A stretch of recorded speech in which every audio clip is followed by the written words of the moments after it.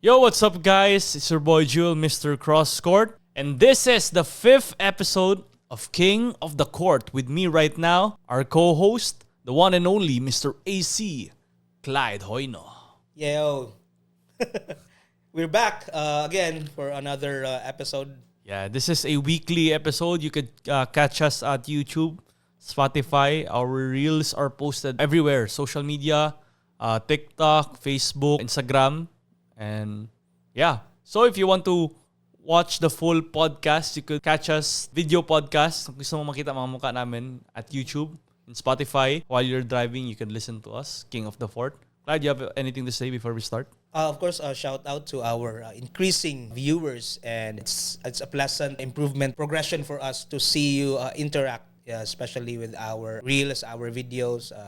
Keep it coming, guys, and of course, we will try our best to interact with you as well. Yes, on all our media platforms, we really appreciate those people who comment, share, some of the King of the Fort fans. Yun yung pangalan ng community natin, Kings of the Fort. Kaya baka pala may mga Queens of the Fort din na nagakinig sa atin, di ba, no? That sounds, nice. Yeah, so we're just doing this for fun, for the love of basketball, and right now, it has been a 50-50 conference finals. Western Conference Finals is a bit dry. I think na medyo one-sided yung scale doon, more on OKC rather than Minnesota. Meanwhile, sa conference finals ng Eastern Conference, we just watched and it was a banger. So, Clyde, any instant reactions as we begin, before we start our podcast, about the game between Indiana and The Knicks. The New York Knicks. Nagpause ako doon. Go. All right, so that game, I would say that has to be one of the best games I've ever seen. Actually, no cap, and also one of the weirdest, as I would quote Draymond Green would say after their post game analysis inside the NBA. Yeah, I agree. I just like, wow, this game is really odd, but it was very entertaining. That fourth quarter to overtime, just pure entertainment. Yeah, and I think that it is one for the books because given the presence of Reggie Miller in the Madison Square Garden, one of the villains of the New York against the New York Knicks, it was so poetic to know that poetic na Tyrese Haliburton became the villain, the new modern villain. I mean, aside from Trae Young. Well, he did the Selly. He did the choking Selly. Yun a bit premature, but yes, still, nonetheless, it was appropriate because they really they won the game. Yes, and it was very. That was very close. It was very epic because when he did that, I thought they won. I also thought, hey, man, I'm telling you, I jumped out of my seat. Not kidding. I was yelling, what the I mean, to begin with, these two teams aren't really my teams. But if I were to root between the two, I will go with the Knicks. And since I'm rooting for them because their crowd is just probably just one of the best crowds if you're if they're on your team, if you're a Knick, right? On the other end, that's the crowd that you would be scared of or you want to silence. So, right? So, I'm rooting for the Knicks a bit, but they, unfortunately, they fumbled that game. Yeah. And I think that it's still a long series. But as... I would disagree. But as Kings of the Fort, we will be giving our opinion in this segment. So, before we start, we have at least 5 segments here. We will be reacting on the first games of the conference finals. We will be discussing the NBA awards, if they're worthy or not. We'll be blind ranking some NBA drafts. And we will be drafting our own all-time lineups. OKC, Minnesota, Knicks, and Pacers. So, okay, let's start. We'll be reacting to the conference finals game 1. So, it's just one game, but for the Western Conference Finals, Minnesota versus OKC, it's one game, but Clyde? Yeah, it's just one game, and I think this series will go to 6 or 7. again, this is my non-expert and Enthusiastic very opinion. enthusiastic opinion. But as students of the game for a very long time, I think we have sufficient know-how on reading these games, and I think these games will be the intensity will just pick up from the first game. It was still a pretty close game up until the fourth, right, where OKC blew it open. But when you watch that game, I think there's a lot of adjustments in the Wolves' part. Anthony Edwards again is slouching. I think the Wolves have to play with intention, as one of the expert analysts would say. Julius Randle is already playing well, so Anthony Edwards have to step it up. And for the Thunder, well, they're doing what's expected of them.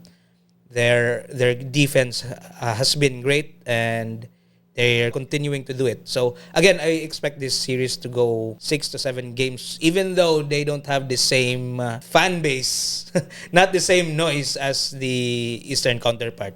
Yeah, and I could agree to you there. By when I watched the game, the first half was dominated by Julius Randle. He shot 5 3-pointers in that first half alone.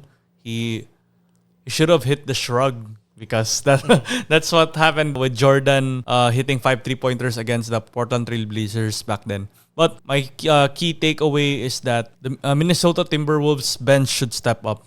I think that some of them are still young. Naz Reid, still Naz is quite 1 out of 9, I think. 1 out of 11 in that Naz, game. Played a poor game, and he has no excuse. Yeah, and the bench should step up, because I know they're not the most exciting team. I bet if you remove Anthony Edwards from them, but still they are there for a reason.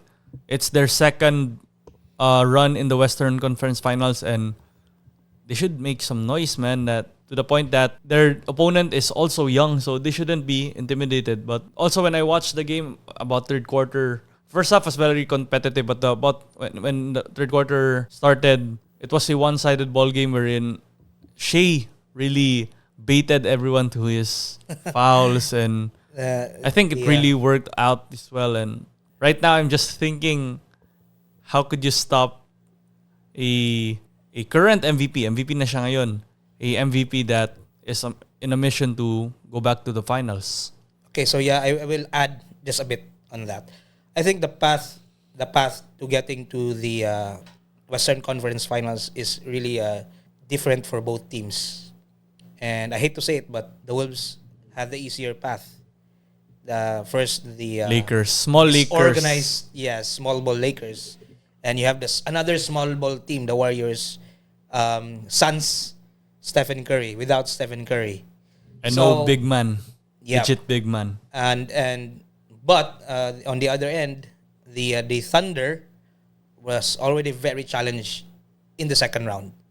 They had, if you know, the Nuggets are always title favorite, and they unseated the Nuggets, or no, not unseated. They knocked out the Nuggets in 7 games. So when you look at that, what do you say? The accumulated experience on that run,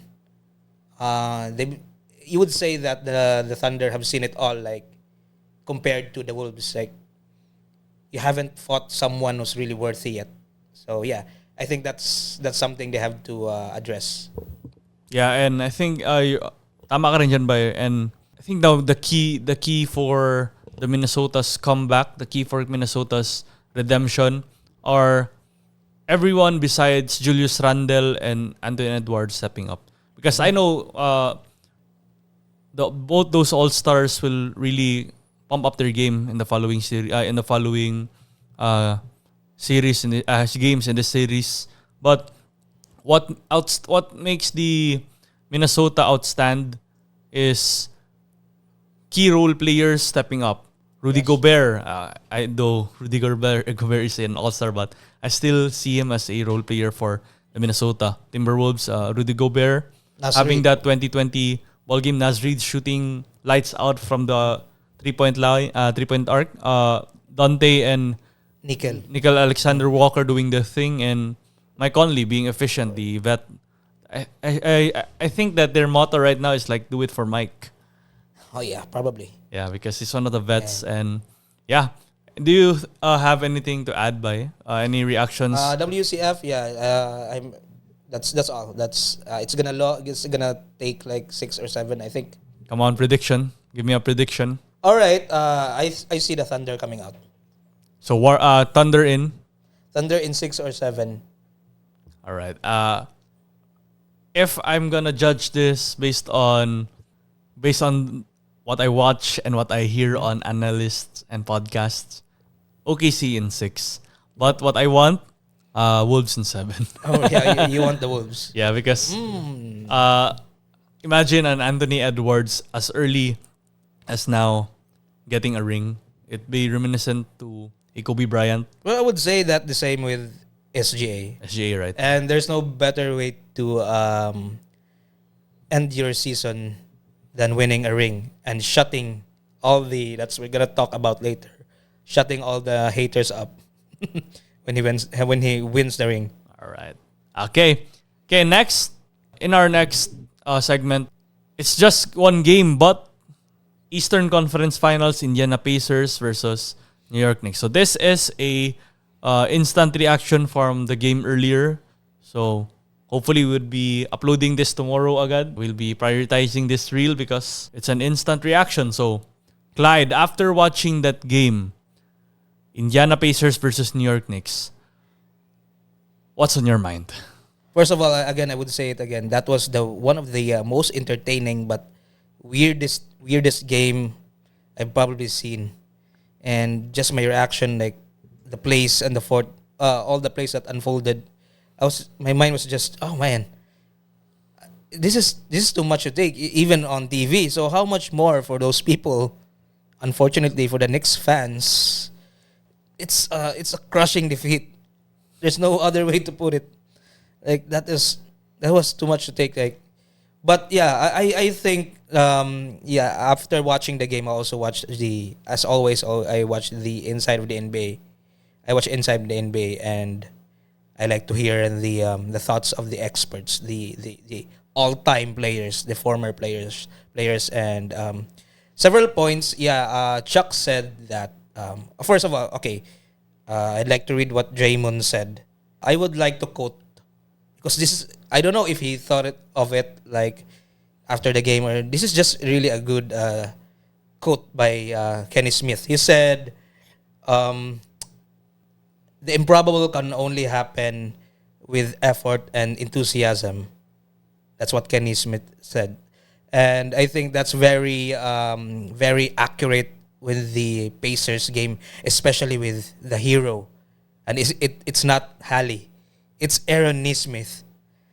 And he was also interviewed, right, by the Inside of the NBA, and he was asked, how were you able to do that? You were defending Jalen Brunson.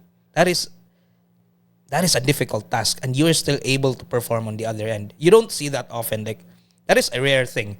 Like producing, like defending. We've seen players like stoppers before. They would do their job. They would make life hell for the best players. And credits to Aaron Nesmith, though Jalen Brunson still had an incredible game. He made stops when it mattered. And not only that, on the other hand, he was nuclear. His offense was the driving force of that comeback. I can't really it's something new to me. Seeing a player like this, and to begin with, he's not a star, right? He's just a really solid role player. And he erupted like a superstar in today's game and in the game earlier. That's something really unheard of, and that's why I think Draymond said it's really weird, because in the Pacers side, it was the supporting cast who were stepping up like all stars, not just Nesmith, Andrew Nembhard, right? And they filled in what production was missing from Pascal Siakam and Miles Turner. So it was incredible, man. It's just. I know you're hurting a bit for your Knicks. I'm sorry, but I would say that was just in today's game. That is something that we're introduced to, a different kind of ways of winning games, comebacks, if you call that. It's bizarre. It's unique. Upon listening to Charles Barkley, he said, "This is my analysis with the Knicks." Okay, this is the Knicks on the other end. The Knicks are not gonna win against the Pacers if they continue to play this way, and it might be too late to adjust. They're only playing 7 players, and he said it best and Chuck said it best when he discussed about Tom Thibodeau's style. Like, that can work in the regular season because you have days off, long days off, and you will have different opponents. But this is a 7-game series, and you are deep into your playoff run. You're on your last playoff series before the finals, right? And to play games every other day, you cannot sustain that. You can see that on the last possessions. They are gassed, man. Jalen Brunson's attempt, you can see it. Just the body language. He airballed. Cat rushed it. So this is just progressive fatigue, hunting the Knicks now, and I would really agree with Chuck. They cannot defeat. They can't play against the Pacers even in 4 games in that game plan. I just don't see it. Okay, lastly, if the Knicks fail, this is not hating on Tom Thibodeau. He's one of the best coaches still. He makes every team relevant, right? But this is, I think, the excellent point on this is he's been known for doing this, and that the Knicks players, most of them are really stepping up, are really doing their part. And when they lose, this is a coaching issue, I would think. I think Rick Carlisle. Carlisle. It is Carlisle. Rick Carlisle. Anyway, no matter how you pronounce it, Rick Carlisle, he won with the Mavs 2011. Yeah. He's done it before. So it might be a coaching issue, and he might outcoach Tom Thibodeau in this regard. Was Tom Thibodeau the coach of Derrick Rose back when he was injured? He was. Okay. And Rose shouldn't have been on that game. Yeah. Like, and that late in the game in a blowout. Okay. My instant reaction after watching the Knicks versus Pacers, to quote the great Karl Anthony Towns, "This is what movies are made of." That was a movie. Cinema. So much twists on that movie. Yeah. To share my point of view, I watched the game since the start of the third quarter because I woke up late. Me too. And from third quarter up until the last 3 minutes of the fourth quarter, I watched it. And the reason I said the last 3 minutes, because when it was the last 3 minutes, you turn it off. Yeah, I turned it off. Tell them you turn it off. I turned it off. Last 3 minutes because I thought that New York Knicks would be going home with a win.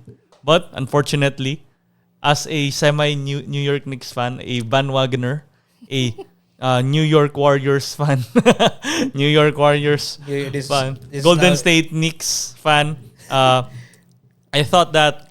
No, but before that, I chatted you. I messaged you. Yes, there was a foreshadowing, man. I told you that. Yeah, this is a Pacers. They could still make a comeback. They did it against the Cavs, but still, I wanted to lie down before I go wash up, maligo and all.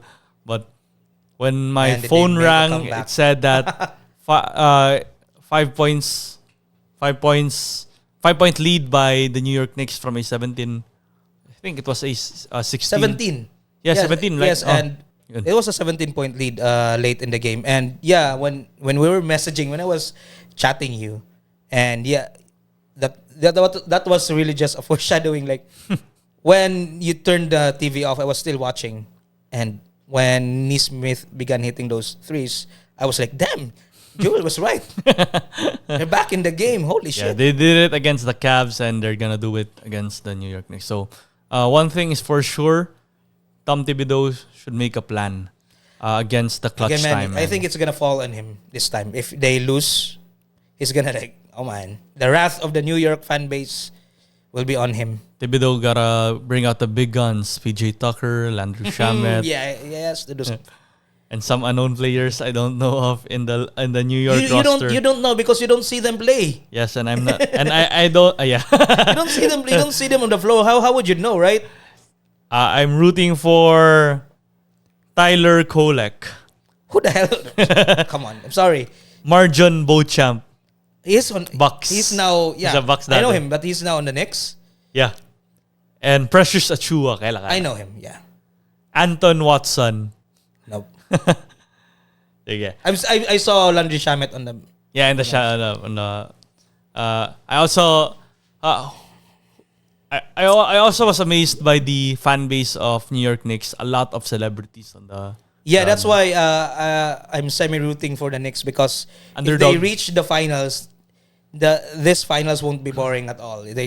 This is probably one of the biggest markets in the NBA. If not the Lakers or the Warriors, they're for sure they're top 3. Yeah. But yeah, that's the New York Knicks. Like, damn. Right. Okay, that was our instant reaction. Tell us below what was your instant reaction upon watching the banger of a game 1. But still, the series is still quite long. Any predictions? Wait, before we go there, to anyone who said Tyrese Haliburton is overrated, man, you can start apologizing to him now. He is a phenomenal player. He's a true leader and he can carry a team. There's nothing overrated about that. The last time like Trae Young was also labeled as overrated. Yeah. Most overrated. He eliminated the And he Knicks. also silenced the Knicks. So I think that would be a New York curse of whoever. That's the New York curse, right? It's happened to you a lot of times, guys. So you gotta stop hating on players. Yeah. We're just hating for the memes. Yep. Not personally. All right. Okay. On our next segment, we will be blind ranking NBA drafts if it's rigged or not. All right. Are you ready, Clyde? This is controversial, right? Yeah. So 1 to 5. Let's talk about this. Okay. First one. Let's go. The 1984 draft class. This is the draft class we're in. Michael Jordan was picked 3rd, and the first pick was a frozen envelope. Have you heard of that one? Yeah, I remember. Frozen or bent envelope for the New York Knicks to pick Patrick Ewing. So that was. can you rank it 1 to 5 if one most likely rigged? I would 5 put less that likely. at 2. At 2, right? Yeah, it could be easily be 1, but during that time, the rig conspiracies weren't very known yet. But the fact that was a frozen envelope and the probably the greatest player of all time came out of that draft or came from that draft class, it has to be at least number 2. And I'm also saying that because I feel like the number one is really controversial. All right. Okay. And I'm blind. Okay. Okay. Next is the 2003 NBA draft class with the hometown hero LeBron James going to the Cleveland Cavaliers. Oh yeah, this is hard. Where am I gonna put this? LeBron. Okay, I'll put it at 1. Ooh. Because yes, that's LeBron James and yeah, hometown hero. Seems like too much if it's too much of a coincidence, right? Like, really? It's something like, nah guys, you wrote the script. So there has to be a script. And Cleveland has been losing, right? Losing all those years. Never back to the playoffs since perhaps the 90s. And yeah, well, okay. Before we proceed to the next, I would just like to say that all these conspiracy theories about the draft rigs, they're very the same. You know the pattern. The pattern is there. It's always a team losing so much, and making moves, tanking, all of that, and they end up with the number 1 pick with a very little chance. So, the ball must be lighter during the picking of the lottery balls, something like that. But only the NBA knows. But I'm certain these are true.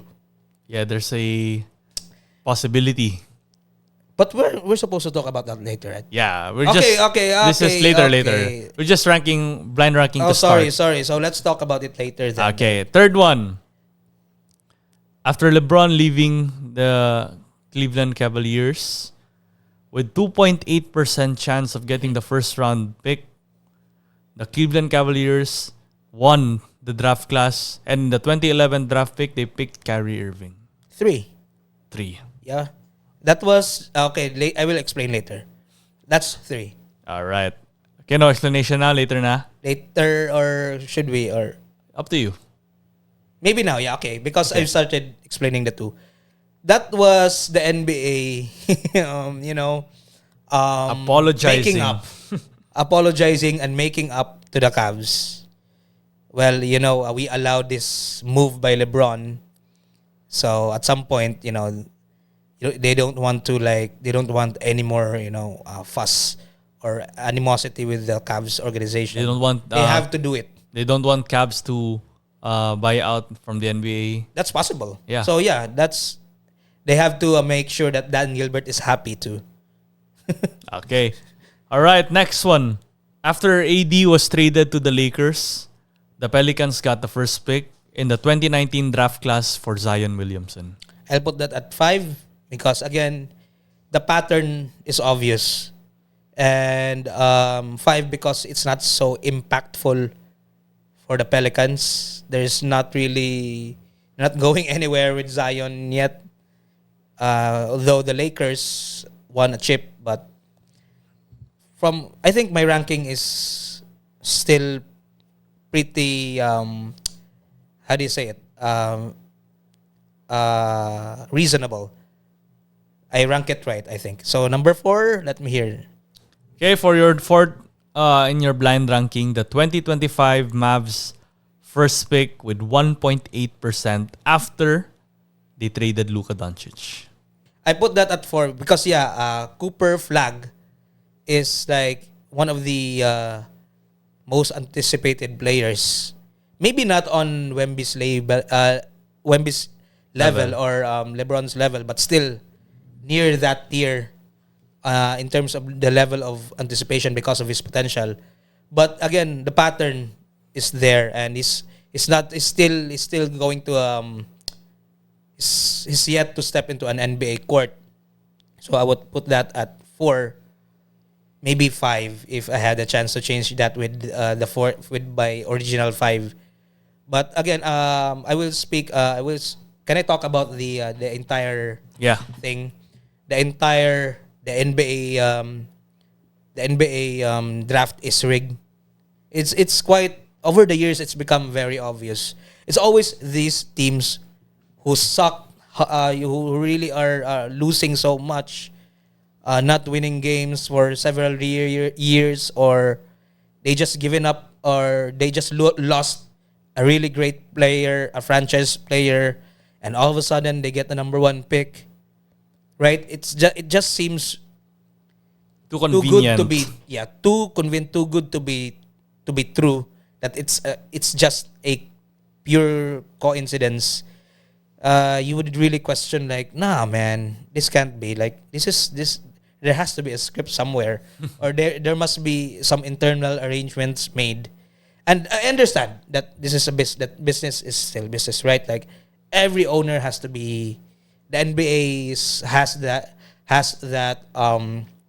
what do you know? The NBA has that untold obligations to every franchise, to every owner, that you make this happen for us because we've been losing so much or something like that. But only the NBA knows. Only Adam Silver and that small circle knows what's really going on. But to the eyes of us who's watching what they do up there, it seems really, really, really fishy. Yeah. And if this was the PBA, it's already a fact that it was rigged. But Well, since yeah. NBA is more credible, we give them the benefit of the doubt. Yeah, actually we give them the benefit of the doubt because they execute it better. Yeah. Just that part. Like Yeah.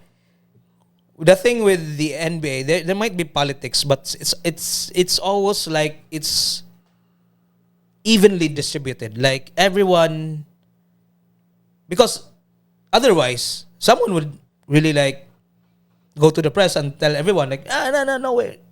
But that's what happened to the PBA. But with the NBA, how come no one does that? Because everyone is in agreement that we have to do this. Every once in a while we have to rig the draft. Every once in a while we have to rig the playoffs. I hope so. It's like I hope not. unspoken rule. Yes, that's true. That's the most accurate description But of it. if there was a leak that it was true, how would you feel? I would You would understand? I would just understand because the NBA I think it is more of first and foremost it's that professional sports is entertainment. I think it will be more affected. The teams that will be affected are those who are tanking, like Charlotte Hornets, Washington Wizards, knowing that. But given that they already know But, that hey, they are not guaranteed the first pick. They got LaMelo. They got Yeah, really good first rounders. Brandon Miller. They got lottery picks. It's the problem with these teams is management. It's a different thing. Michael Jordan, we miss you, and Charlotte Hornets. Just kidding. I think the Washington also got Alex Sarr. Still, Yeah, no star power in their draft class, right? That didn't play out to what they to their expectations. But come on, they have the liberty to choose. They pick that guy, so it's no longer the NBA's fault. Yeah. We're talking about players who are like really like anticipated to be great, right? But we're not talking about those who flopped, and yet the NBA has given these teams the the script, the rigging. Talk about Anthony Bennett. Yeah, Anthony right? Bennett. For example, Andrew Wiggins. Andrew Wiggins, not really a Trade for bust, the Cavs. not the superstar that he was expected Yeah. to be, and yeah, a lot of flops. You can go on and on about the top lottery picks that every team has, and which ones are But bottom line is it is rigged. All right. Okay, but either rigged or not, still it's the game we love. NBA is still Yeah, and number one I league. won't go hard so much on the NBA execs because the executives, the commissioner, because their job is to make the game appealing. They have to maintain that.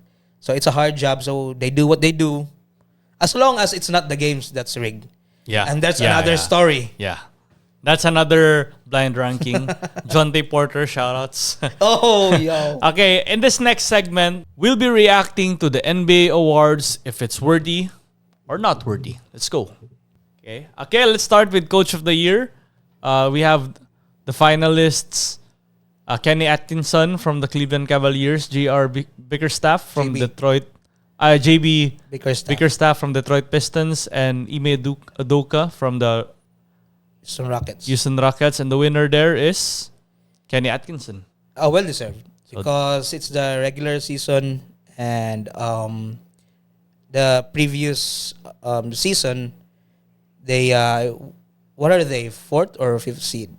Yeah, third or fourth. And he really made a team like the Cavs.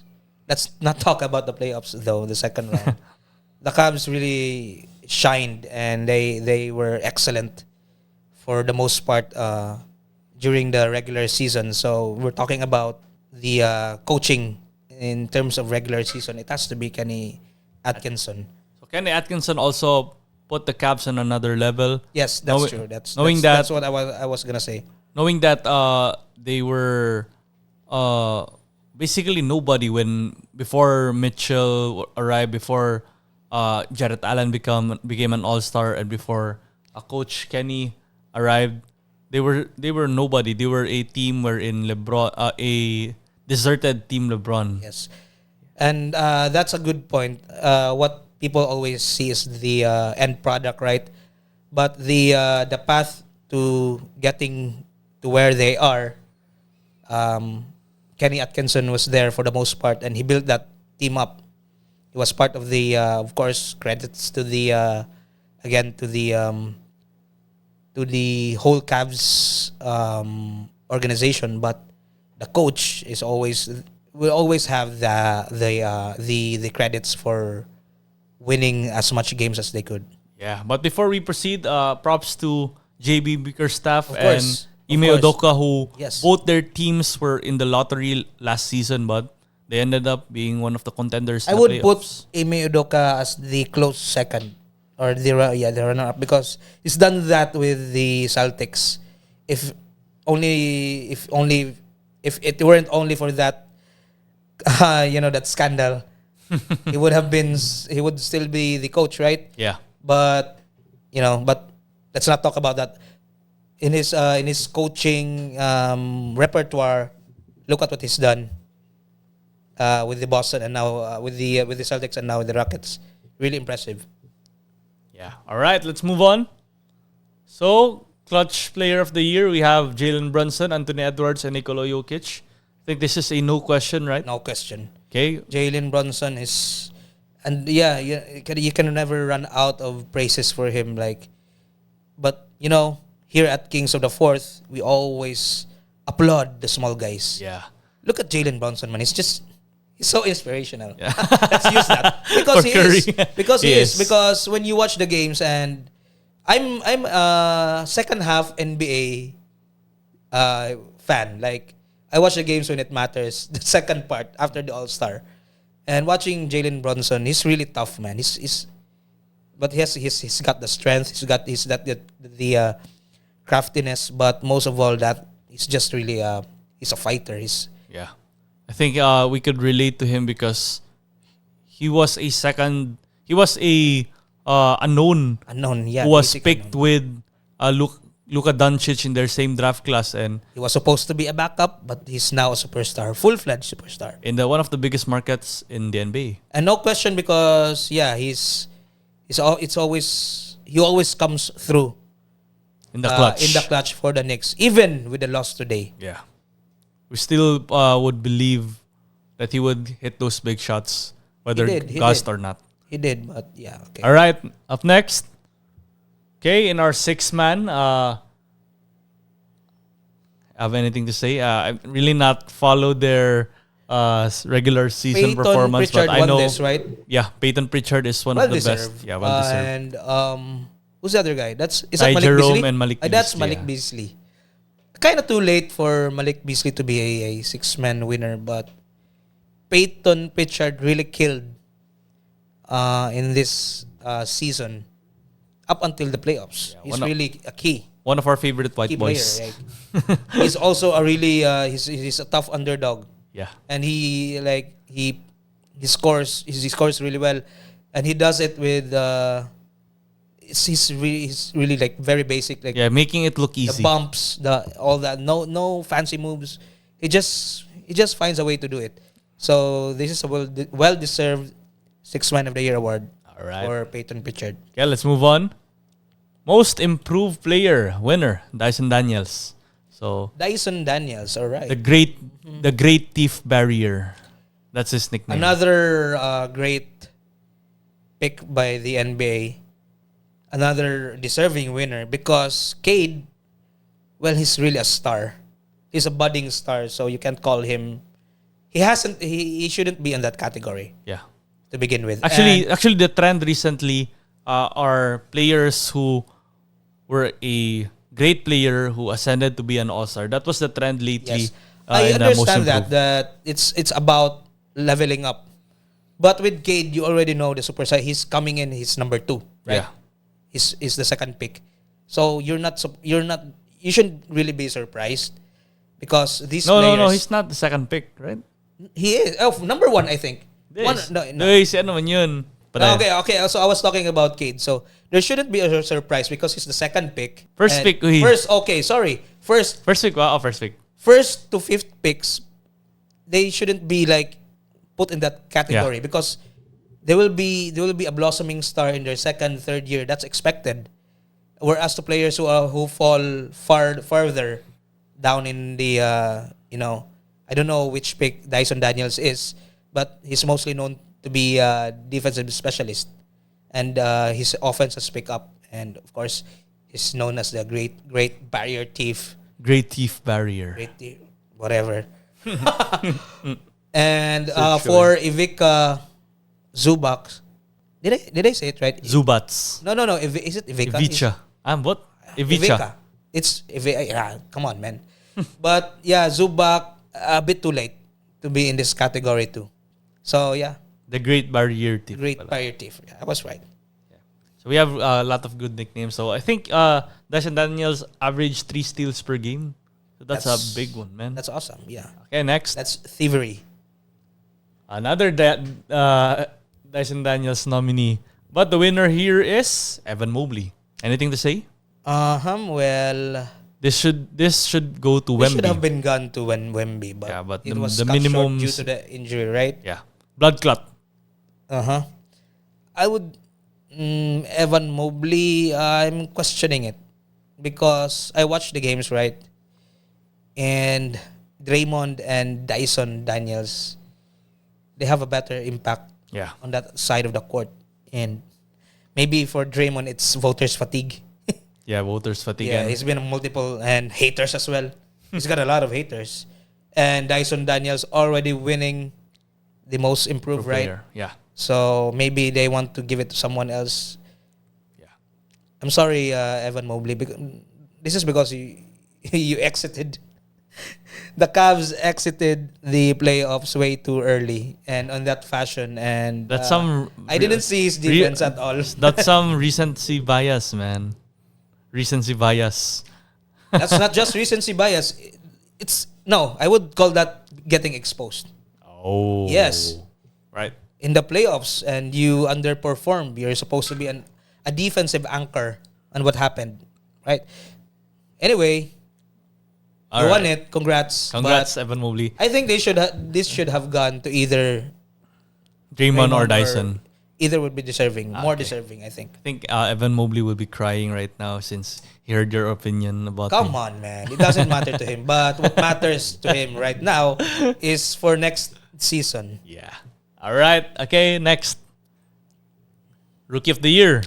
Stephon Castle. Worthy or not? Worthy, but the same case with Wemby for Jared McCain. McCain. If Jared McCain did get injured, he would have been the runaway. He was the only rookie at that time averaging 20 points per game. Yes, and he was really helping the Sixers win games. And he was very entertaining. He was entertaining as well. But yeah, the same case with Wemby because he was injured halfway into the season. He's no longer qualified. But nonetheless, between Risa Shea and Castle, it has to be Castle. All right. Okay, back-to-back Rookie of the Years for San Antonio Spurs. Okay, next. I thought you were gonna say back-to-back Rookie of the Year, and I immediately thought of Ben Simmons. Come on, man. Don't All right, don't do that, last. man. Okay, last. Kia most Just kidding. NBA most valuable player. Our Alright, winner this is one. Shea. Personally, I picked Jokic to win, but Shea was the one with 71 votes, first place votes against. I want to hear you first. Do you Against Jokic, This 29 is, votes. Do you think Shea deserve it? Yeah, I think it deserves it, but it's a way. It's not the most deserving in a way that he changed the game for the better, but he changed the game to a more slow pace, to a more less entertaining and really hard to watch Really, because of the foul beating, man. Well, he's kind of guilty of that. Okay, is it my turn, right? Yeah, go. Oh, so this is really a tough one because you made an excellent point of Shea not really being that game changer compared to Jokic, but nonetheless he's having you were talking about a guy who's leading the team. His team, they're the number one team, right? Overall, did they beat the Cavs in the overall rank wins? I think they did. Nonetheless, they're the first seed in the West, and they're gaining success throughout the playoffs. And I have to the way this is why Shea won, I think. And this is I think again, just my opinion, an unwritten rule in the NBA when they're having a hard time picking between two finalists or maybe three, they would base it on the early playoff performances. The reason I say that is because I've followed the NBA for long years now, and every time there's a scenario like this, it's always the player who takes his team deeper, or the player whose team gets a deeper playoff run who wins the MVP. It's always the player with the. It's always the candidate who or the finalist who's got a better playoff run who wins the MVP award. For example, when Kobe and Nash had that close race, and Nash eliminated the Lakers, Nash and the Suns eliminated Kobe and Lakers. Who won the MVP? Nash. Steve Nash, the GOAT. Another example. Tell me of a close. Rockets versus OKC. Yeah. Hindi, Westbrook won that MVP, right? Yeah, but that was like overwhelmingly Yeah. favored on him. Because But not only that, okay, Nash and Shaq, Wala sila nag-meet. they didn't meet, but the Suns, The performance. the performance of Nash on the playoffs was really, really like just a different level. And when you look at this with the Jokic and the SGA comparison, they met at the second round. I really believe that if the Nuggets won it, it would be Jokic. That to me is another conspiracy, but I believe it because it's always that pattern.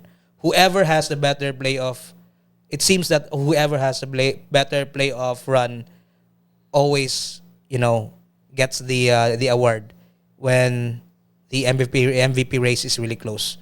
And we're gonna discuss if it's worth it, right? Of course, because unfortunately, I don't know how Shea will take this, but all his social media posts of him winning the award was filled with hatred, like bashing from the maybe everyone, like comments as harsh as the foul merchant thing. Yeah, including Like, me. the NBA really rig it for him. Like they don't want Jokic to win multiple MVPs. There could be some truth to that to an extent, but you can't discredit his his play, his performance throughout the season, because the way I see it, SGA. The thing with SGA is, he's become a victim of the James Harden problem, the issue with James Harden before, the foul baiting, right? When he won the MVP, but this time it's just more hate because people don't like that. Like when your play style is like that, when you constantly get to the line. But I mentioned to you Jimmy High Roller. He had this content on YouTube about SGA, if he's really a foul merchant or not, and the conclusion was he's not. His trips to the line isn't that many compared to the other stars, and it's just maybe the play style that's frowned upon because they don't like you don't like maybe in general just his game. Watching free throws all throughout the game. Yeah, but it's not that many, man. Like compared to Kobe, it just so happens that Kobe has a better, like, the fan base is just really solid. But with SGA, again, this is an issue that is piggybacked by the James Harden issue. Like this is like accumulated. they don't like the James Harden thing, and now it's SGA doing it in a different style, right? Although they did something with the James Harden, they did something the set shot three where he baits players to foul him. Yeah. They did something about that. SGA, meanwhile, when you look at the game, it's much more different. It's much more difficult to execute. SGA, you give credit to him. He used the rules on his favor because that foul baiting, it's mostly like a quick mid range, right? A fake. Who else is doing that? Dwayne Wade. How come Wade doesn't get the hate? Again, that and also the narrative of who he is up against with. He's up against Jokic, his most loved, right? Player, like, because he's very humble and nonchalant. So yeah, nonchalant. So that's why more fans like him better than SGA. But that doesn't mean SGA doesn't deserve the award, because he really carried that team. Like, they are on the Western Conference Finals mainly because of him, because of his play. And yeah, I don't. It's not really foul merchant to me. It's just his game is just different. Like, he seems to be a foul merchant, but he's really not. There's more to his game than that. But yeah, I saw some highlights where, oh man, that's not a foul. Yeah, I saw it in game 1. Yeah. That only fueled Yeah. the hatred by the It highlighted. It highlighted. But yeah, okay, bottom line, he deserves it. And I would say he deserved it far better than the recent past MVP. Should I say his name? Yeah. Yeah, Embiid. That was more of like, how do you Voters say it? Voters fatigue, and you can throw in some race issues because they were like, they were shouting because it's black. No, the SGA thing right now shouldn't be hated or shouldn't be frowned upon compared to Embiid's, because it's like a consolation award to Embiid, but this time SGA really deserved it. Who would have predicted that SGA would win first an MVP than Luka Doncic? Oh well, we talked about that in our previous episodes, and they're really like side by side. In comparison, their trajectory is very the same. But yeah, Luka was also a victim of very early success. Yeah, and like he was playing too well at early age. Yeah, like he was overachieving. To the point that was overachieving. To the point that the NBA media already set standards for him. Yes. That if he wouldn't hit the same standards, it wouldn't be an MVP season. Now that you now that you brought that up, it's actually unfair for Luka. Yeah.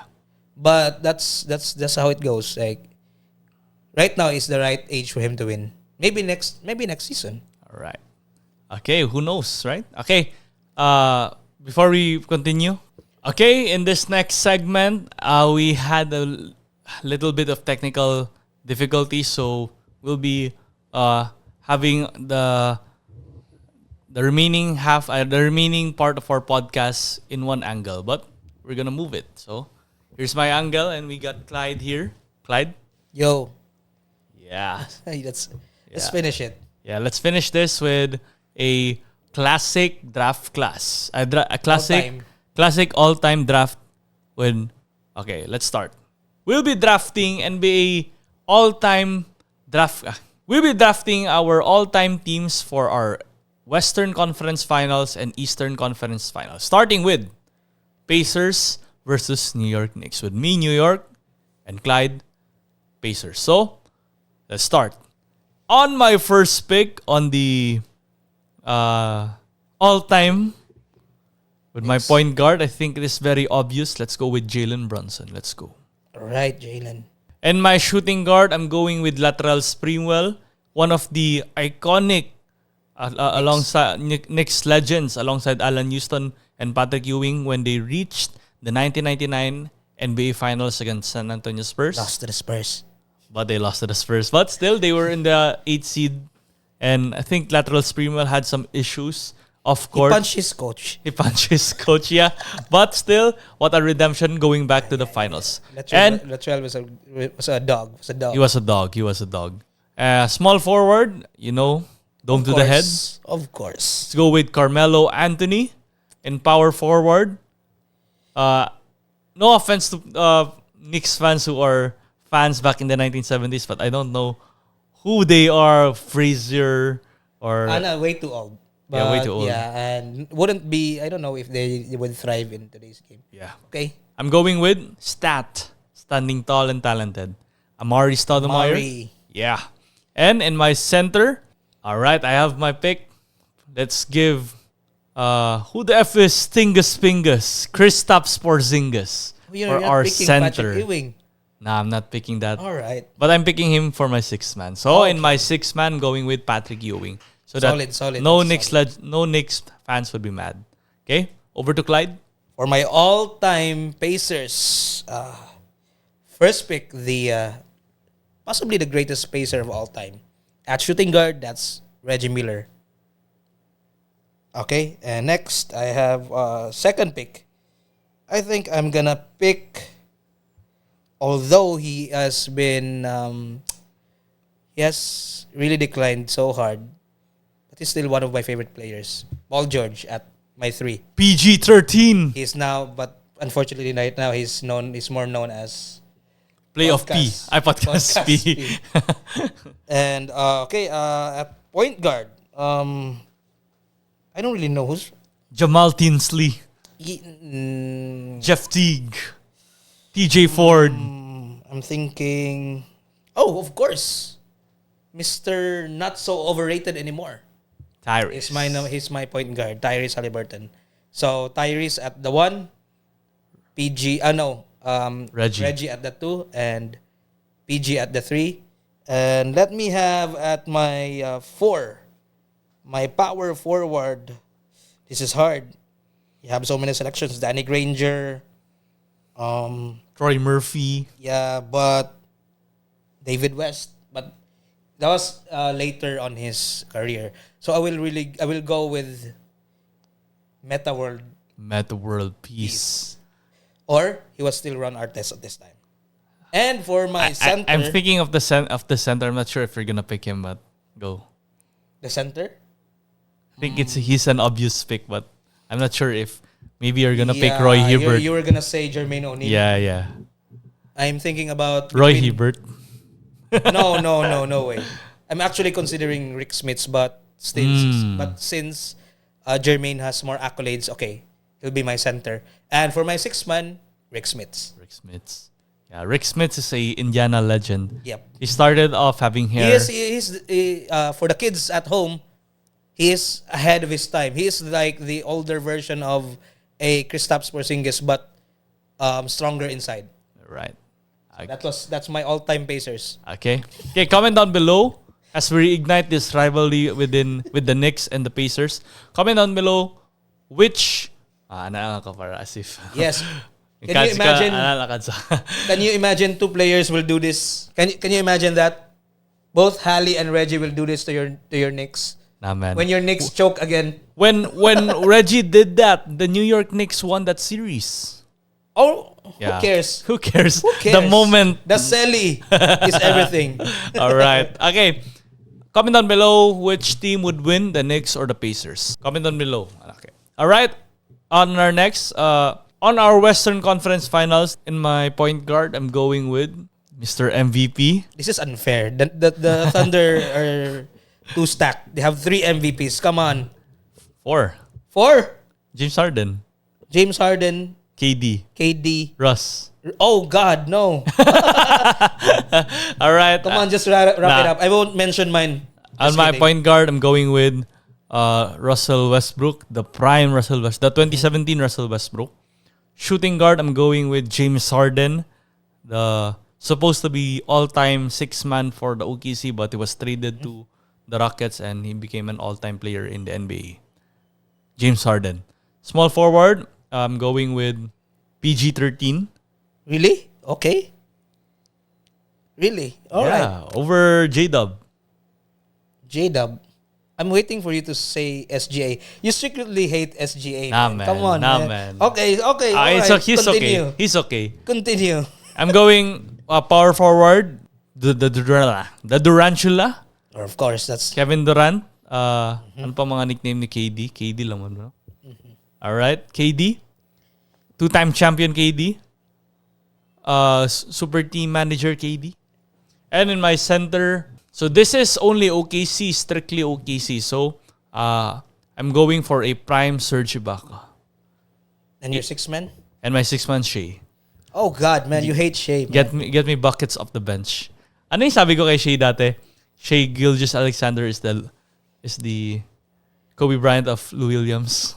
Oh yeah, you said that. All right. Okay. That's deep. That's so And my Wolves, who they're gonna have a hard time playing against his all-time Thunder, but we'll give them a fight. Sam Cassell. Nah, Sam, sorry, but you were too old when you got to the Wolves. So let's start. I will at my center. Who else?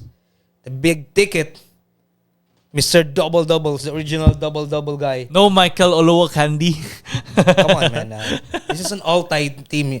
Your team is already gonna beat this team, but I will not let you beat me by 50. So KG at the 5, and I will put at the 4, Cat. I'll put Cat at the 4, and Big Purr. yeah, I will put all 3 big men on my front court. Guess who's my small forward? Naz Reid. Now, man, Kevin Love. I'm putting him at 3 simply because he can shoot. Like, he has a quick release too. And at 2, of course, that has to be Wally Serbiak. that has to be Ant-Man. Ant-Man. And should I explain? No. No need. One of the best shooting guards The son of Michael Jordan. ever. Oh, we're still on the conspiracies, huh? And at point guard, tough one. But I think I will go with Stephon Marbury. Right. So you're going And- for aura then. Oh, the dude can play. It's just, let's say he is in his prime and not having those issues, those off-court issues. He's great. And my 6-man, that will have to be Jimmy Butler. All right. Because, Jimmy Buckets. yeah, I will explain this a bit. Jimmy Butler, in his brief time with the Wolves, brought them to the playoffs. For the so first imagine time. if he stayed. Since 2003. Imagine if he stayed.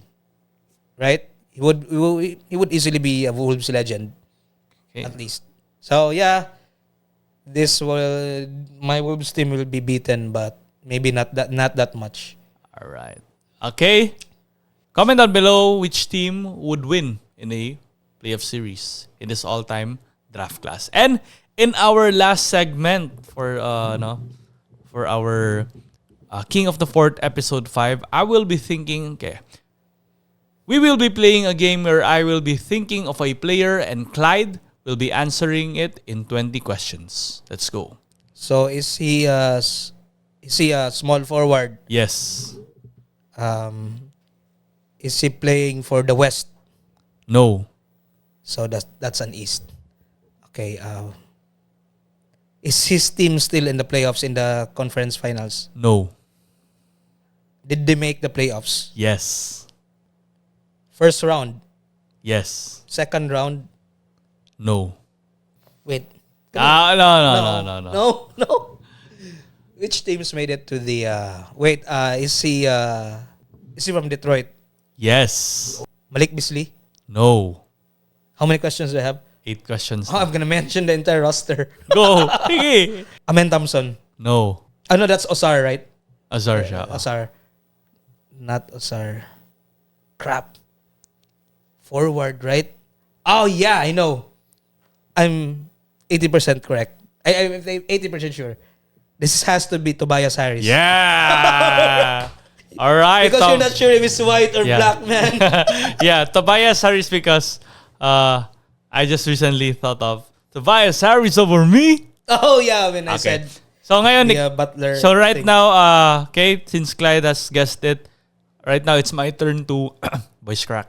It's my turn to guess Clyde's player. All right. So yeah, you have any player in mind? Wait. Let me think. Make it a bit hard for you, but not Come too on, hard man. because that was fair. That was fair. So let's see.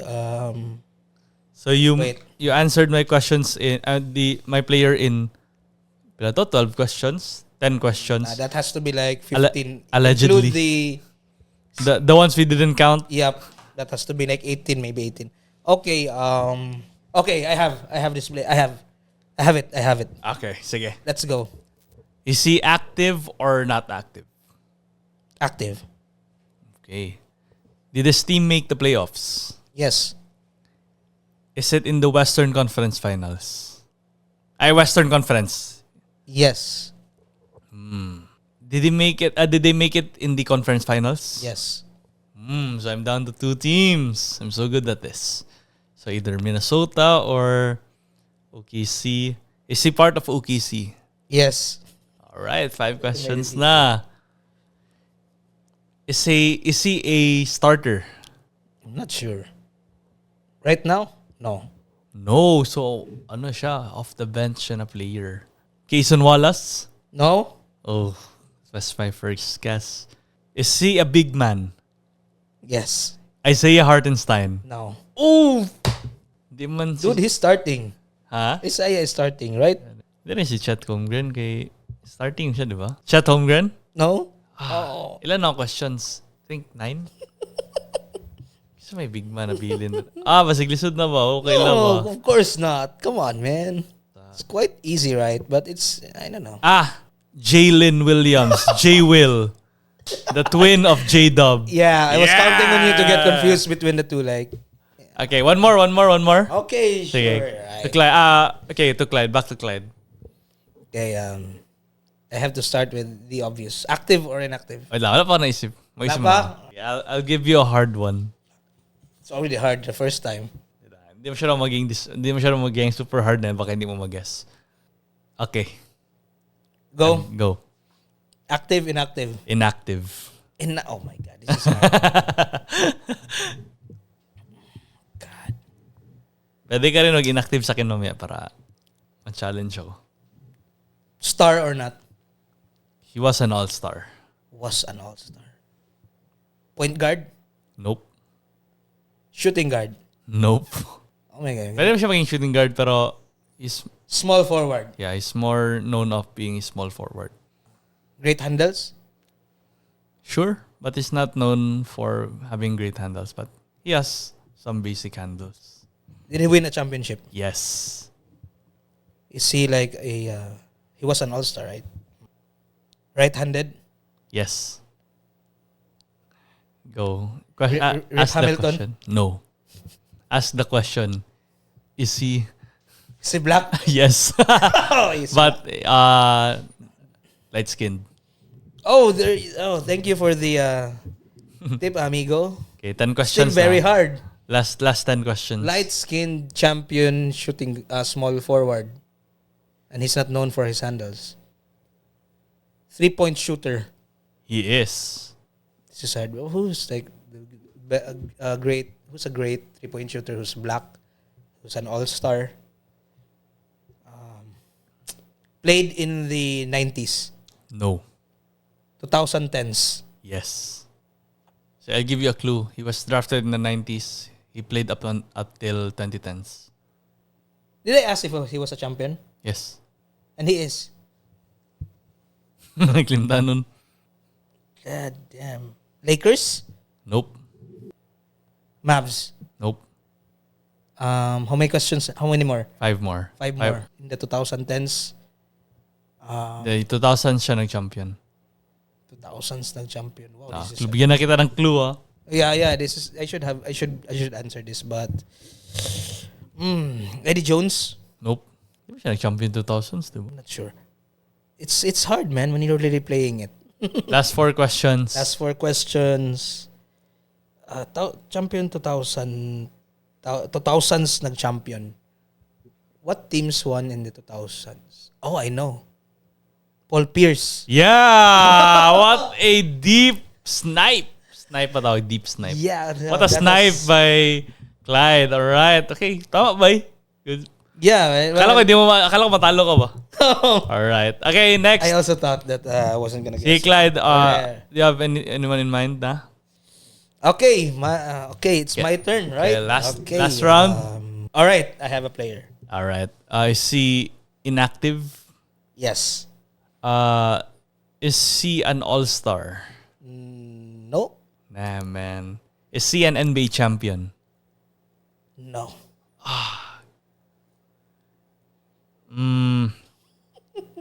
Was he drafted in 1990s? No. 2000s? Yes. So not an NBA champion, not an all-star, drafted in the 2000s. Is he black? No. Oh God, that's easier now. So white siya. Yes. Yun yung question na. Black lang yung question ko. So white siya. How many is that? Is he... How many questions is that? 6. Okay, I'm counting. Okay. Is he known for... is his team... The team he played for in the Western Conference Finals, most notably? No. Did they have a legendary playoff run or like a famous or like an iconic playoff run in the Eastern Conference team he had? It can be considered. Is he known to be a 3-point shooter? Decent. White boy. Did he have a all 75 player teammate? No. 2000s. That's 10. 10 na. Is he a point guard? Yes. Oh shit. Yun na tanong. You might really guess this. Is he a playmaker? Yes. Is his nickname the White Chocolate? No. Kala ko. Playmaker, white boy, Eastern. Yes. Known in the Eastern Conference Final. Eastern Conference. Did he reach the finals? No. 14. Mga white boys point guard. I hope you don't guess it. Eastern. Now that I think of it, there's actually a lot of white point guards. Is he American? Yes. Okay. 15. Baka Spanish pala siya ba? Jose Calderon. Carlos Arroyo. Gigi Barria. 5 more. So mahirap siya kasi hindi siya damn. Is the color of their jersey red? Oh shit, yes. Ooh. Kirk Heinrich? Oh, yes! God. No. Chicago. No. Captain Kirk. Naisip ko lang. Alright, let's close this podcast with We're tied. fun game. So, it was a snipe from me and a snipe from Clyde. So, again, thank you for everyone who is tuning in our weekly podcast.